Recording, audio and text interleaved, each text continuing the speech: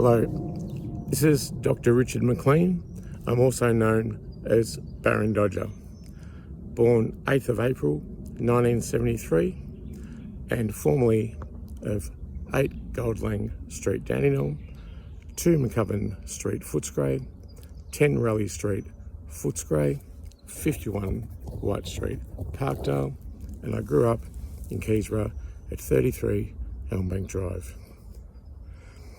This video message is for the purpose of an affidavit or a statutory declaration in which I can make to authorities to ledger before a court as statements that I say are true. Just briefly, I'll upload this video and then I'll go into some more detail. But very briefly, I'm the subject of a conspiracy to pervert the course of justice. It has victimised me over many years and it has oppressed me. This movement of victimisation has attacked me financially and redacted my prosperity in an intentional and a malicious way. And I believe this movement, which is not merely a delusion in my head that needs to be medicated, but is a provable phenomenon from the Australian government that victimises me, is able to be backed up by facts. And although I can't, put my finger on a conspiracy, all of the information that I'm going to say actually provides the evidence of this phenomenon, in much the same way as scientists know that a black hole's there, but they've never seen one. They observe what goes around it. Now, I'm a worried person, and I'm a person with a mental illness. I suffer from schizophrenia, adjustment disorder, ADHD, and also I have memory problems and troubles organising my thoughts because of a brain injury.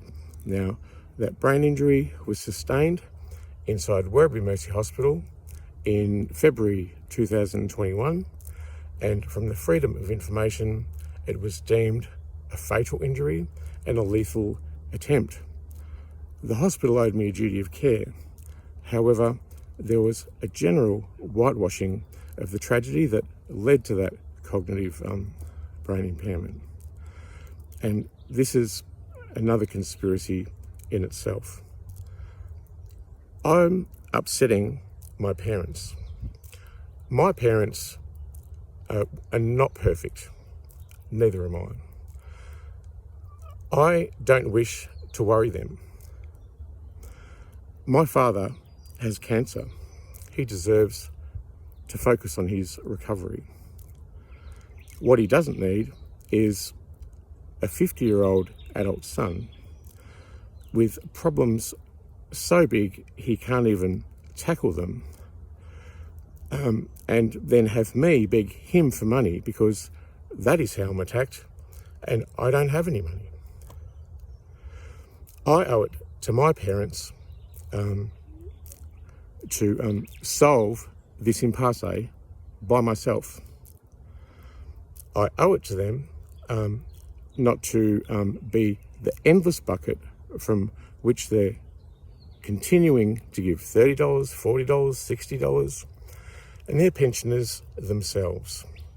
That's why I've decided to make these statements as a replacement for the written word. That is because I haven't got my glasses and I haven't got a pair of glasses, and I can't see to write down, and I haven't got a computer. And according to the Human Rights Charter, I'm allowed to express myself in any way that I see fit. So hopefully the court and the authorities will appreciate, acknowledge and accept that these video documents are in place of a written statement, but I will write the YouTube URLs down on the affidavit or the stat deck, and I will write them into the document and get them signed by a Justice of the Peace. And in doing so, I hope basically to save my life, because yesterday I'd said I was going to kill myself, and that further this if I had have died yesterday, it would not have been the result of mental illness or drugs.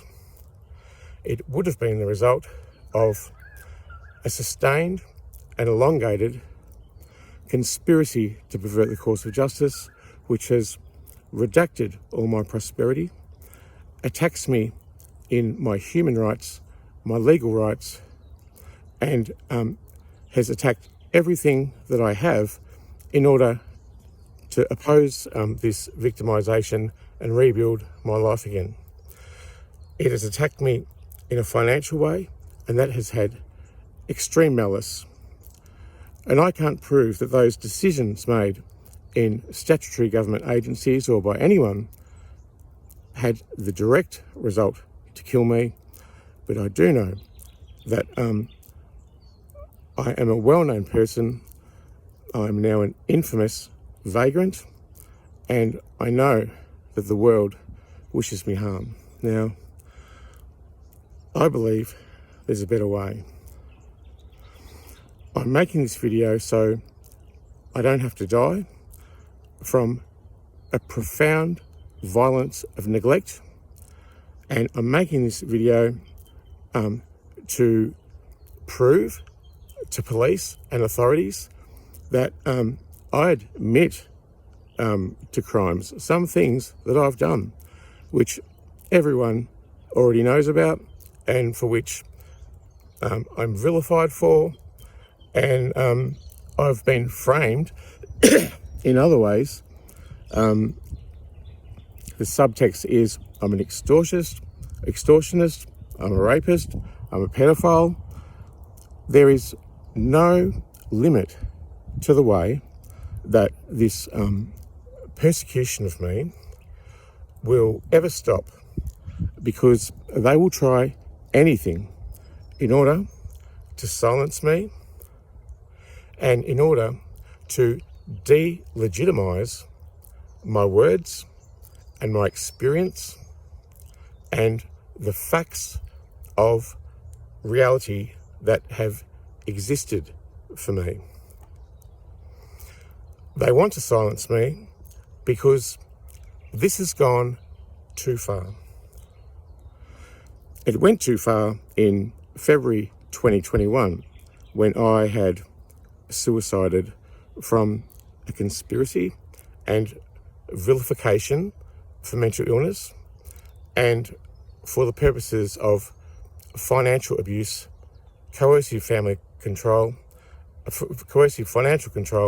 and family violence, and the continued elongation of that family violence by all government agencies, including to up until this day, because no government agency will admit my relationship with former ASIO employee Stefan Ioannidis.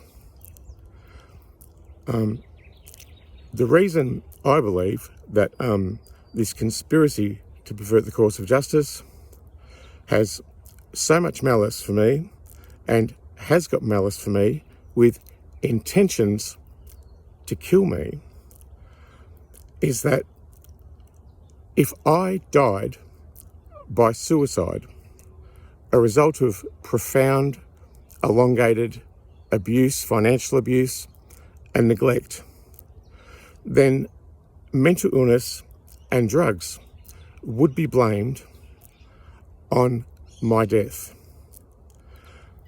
Now, that's a clever way that dozens of public officials, people in society, organisations, police, hospital, authorities, even the Prime Minister, could cleverly exonerate themselves from all liability in their decisions which have acted to cause me harm and continued to elongate my financial suffering and my distress and my desperation with having all my prosperity redacted from me.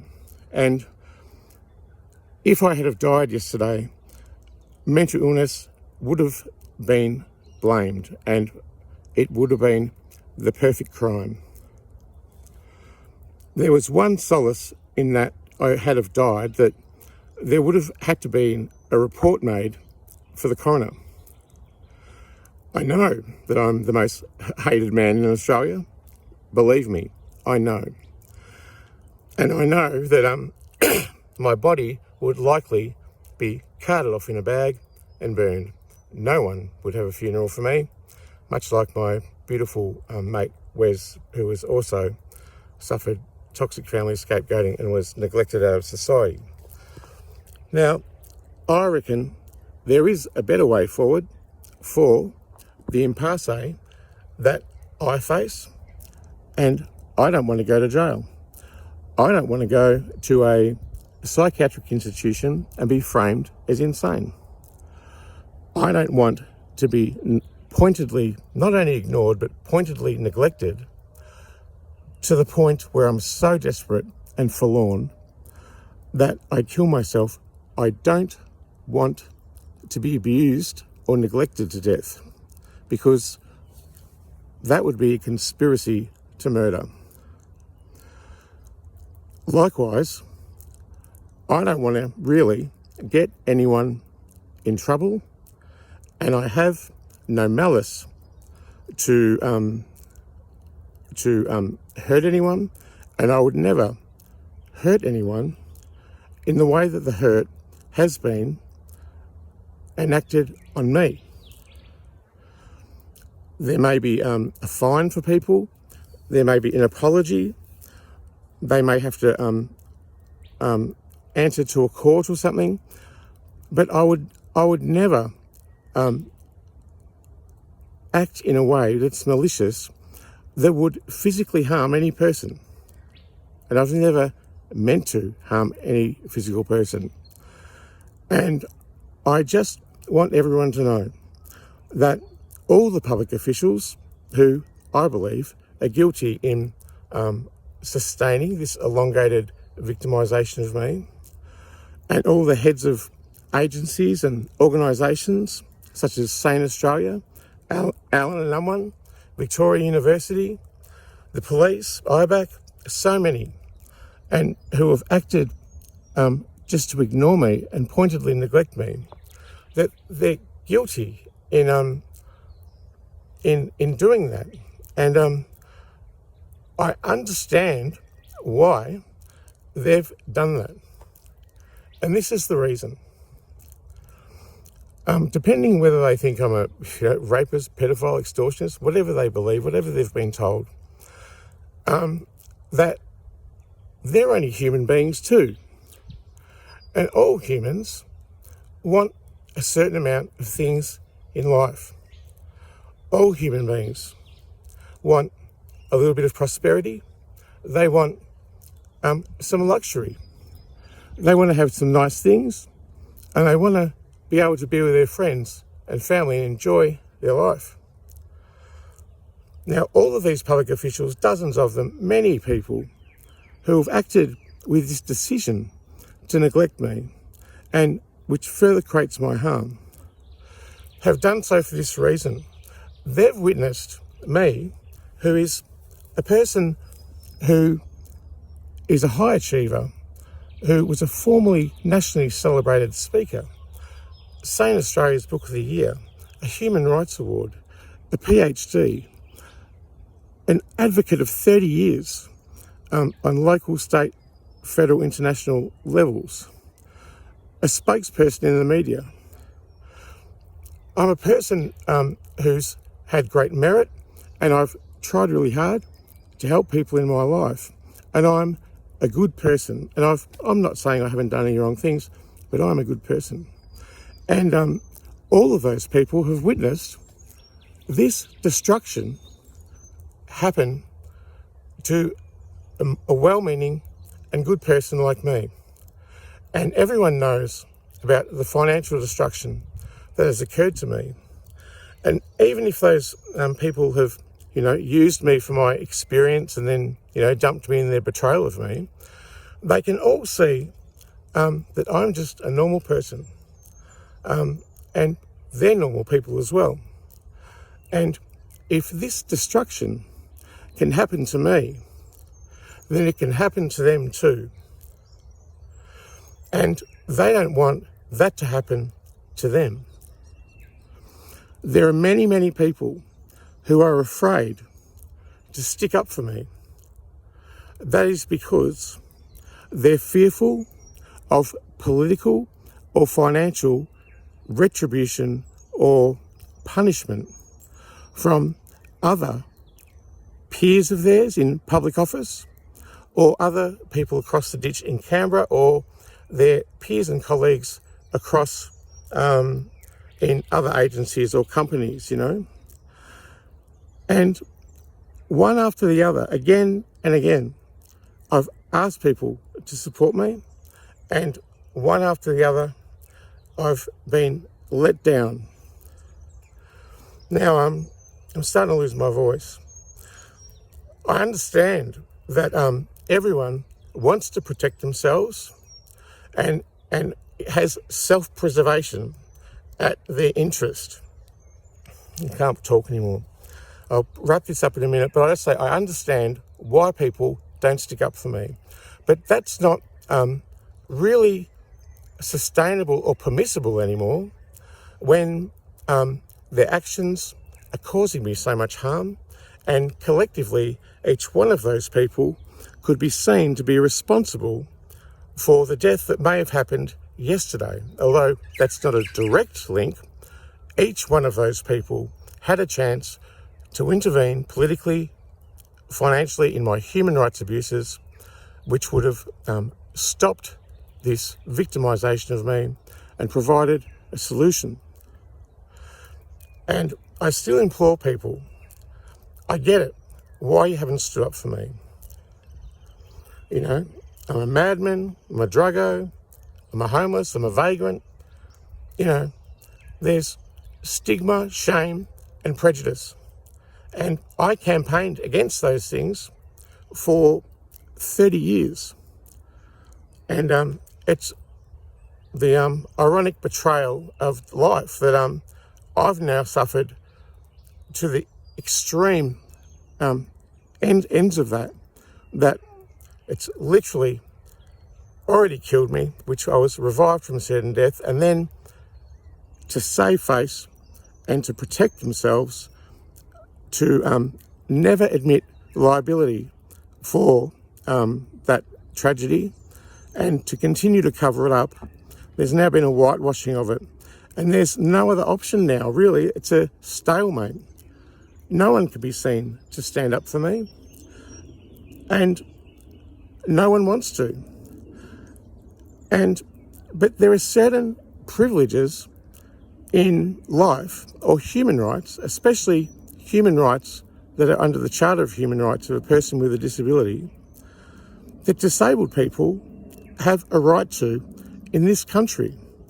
And that was ratified by the Australian government in 2008. Sadly, I don't have those protections. I don't have human rights. My human rights abuses have been documented by my NDIS worker, and the whole world has witnessed my human rights abuses occur and been complicit in continuing them on. But no one, not an NDIS provider, not a family member or friend, no one will take that report and ledger it to authorities at the Australian Human Rights Commission, and the Australian Human Rights Commission already have refused to investigate those documented human rights abuses that victimised me and have been observed by a brave person who I worked with for 4 months. This is causing me incredible harm. The harm is conscious and it is intentional. My persecution is systemic and it is political. Now, I just want to wrap this up because I need to get a drink, but this is for the purposes of a statutory declaration or affidavit. And I'm going to make some statements soon in another video because I'm running out of time and breath, and I want them to be legid by a court. My reason for doing this is because I don't want to die. My reason of doing this is because I don't want to be framed by authorities for a crime I haven't done and I'm not liable for.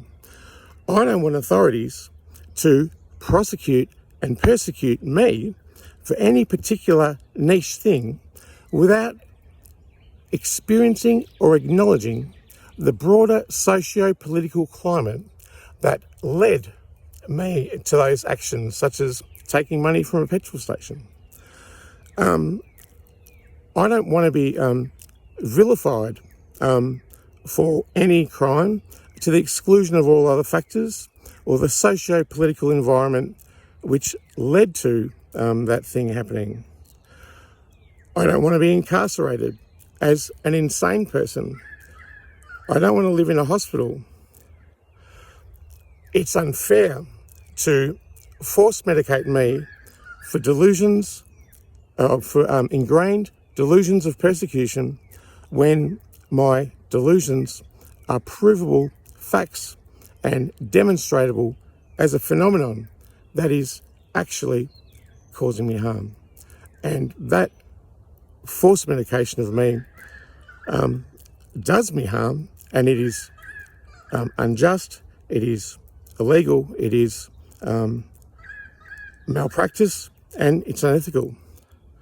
My purpose for recording this video is to ledger with authorities this story. And my purpose also is to say, I understand why people won't stick up for me, and I get it. And you, just like me, just want your comforts, your privileges, and your money, and you want to be seen by your peers as equitable and reasonable, and you want to be treated fairly in society. And many, many people have positions of money, privilege, power, political might, and legal rights. And those are all things that I haven't had and which have been intentionally redacted from me, and they've been taken away from me. And in that, there's many people who've made those decisions to further financially disable me and to act to literally aid and abet my death by making it so desperate for me that I suicide so they can blame mental illness and be exonerated from all liability and responsibility. Those are decisions made with an incredible amount of contrast in the human rights and the privilege and power that those people have dictating my life, and from my position, which is vulnerable, it is at risk, it is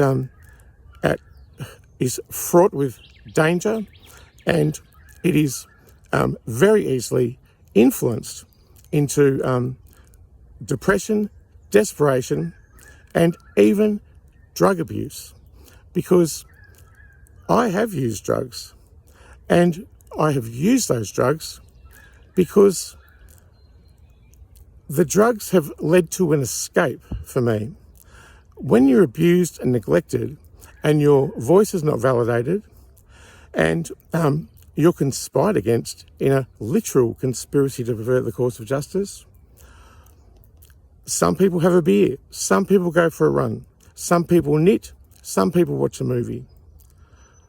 I've taken drugs, I admit it. And the authorities know this.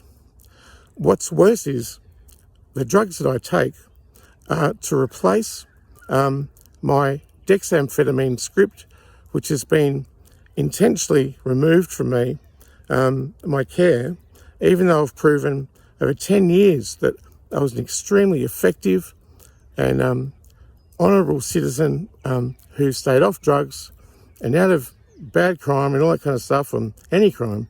And I had a really productive 10 years. And the way in which Dr. Horgan has refused to write that script, and all the doctors and all the hospitals I've been to have refused to give me that medication. They're well aware that I have self-medicated with other street drugs in order to mimic the clarity of that drug, which gives me such relief from a confused mind, which I suffered from for the decades before I was on the medication. And this in itself is malpractice, and it's unethical, and it's caused me harm. I forget where I was going to go next with that, but look, I'm just going to wrap off here because I need a drink. This video message is for the purposes of forgiveness. I forgive my oppressors. I forgive people who have made decisions that have thrown me under the bus and vilified me for mental illness to the exclusion of all other factors. And I understand that you as a human being only want the same things that I want. And I just want to say that I would never cause malice with this video or my affidavit or stat-dec statement with which to cause anyone harm beyond maybe a fine or compensation or insurance, anything like that. I would never physically harm that person, and I would never act in a way which causes irreparable damage to that person. And I think that's a really honest thing for me to say, and I really do believe that that can't be said in return when people have treated me with their decisions, which have been made in Australian public office, and politicians and lawyers who are all under an obligation to act ethically within the Human Rights Charter. And they've all acted with really hatred, with an intent to cause me harm. I don't understand why that is. I could get angry and I will point it out, but I'm not going to harm you.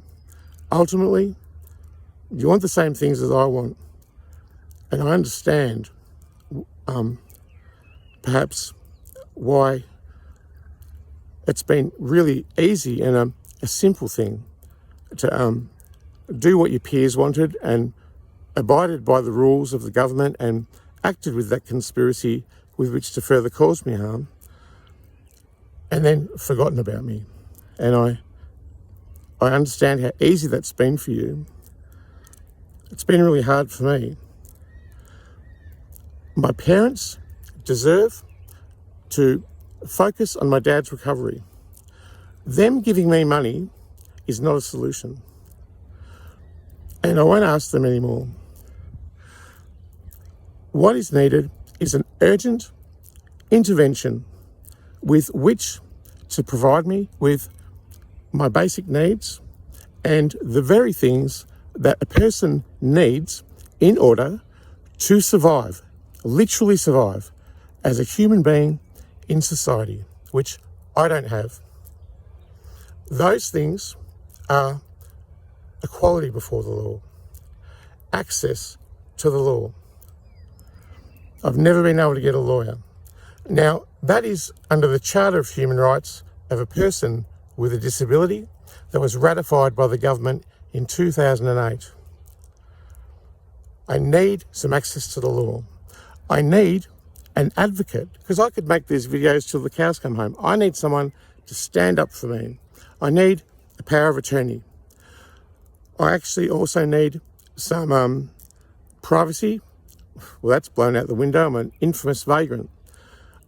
I request some privacy. I deserve a home. The Charter of Human Rights of a person with a disability states that disabled people must be provided reasonable accommodation, and that has not occurred in my case. I deserve some civil liberties.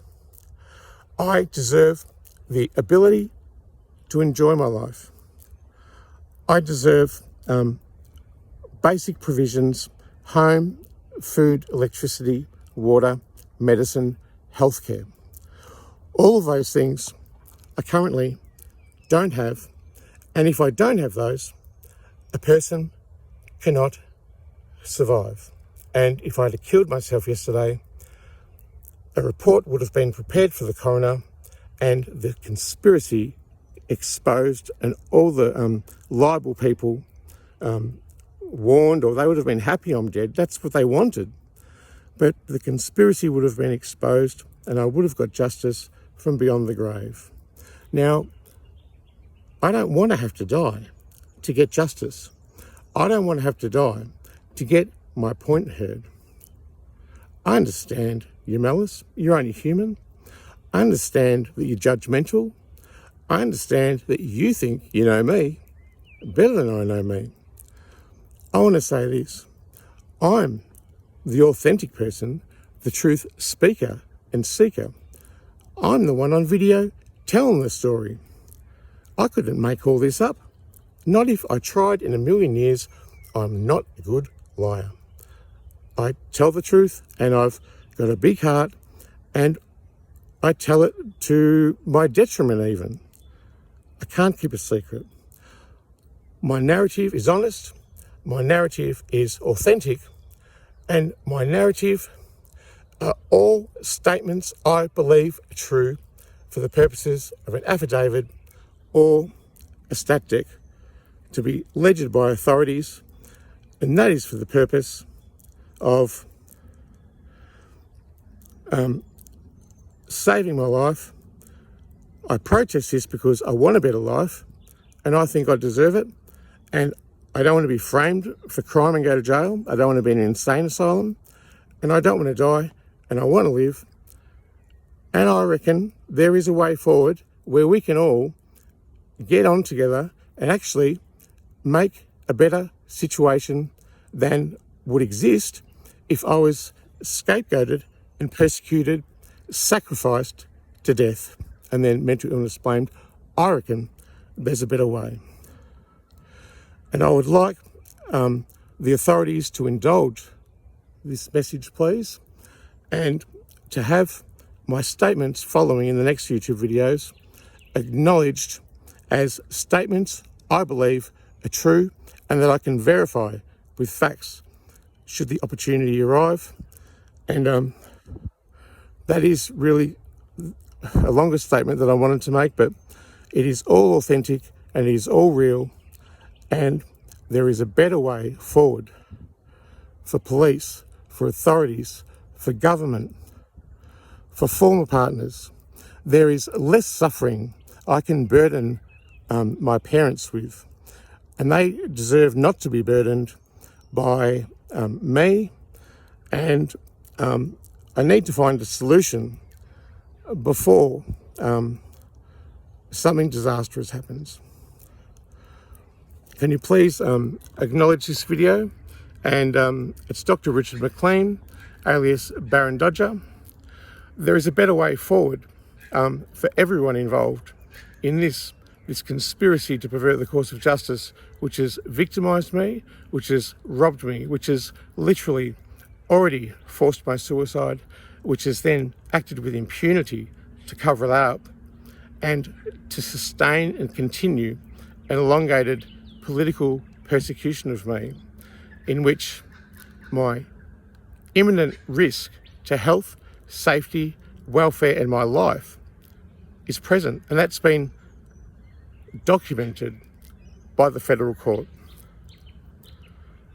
I need to use the law and government agencies to make the law work for me, and this is the only way that I know how to do it. I apologise to everyone I've upset. It hasn't been ever my intention, to upset anyone. I'm not a rapist, I'm not a pedophile, I'm not an extortionist.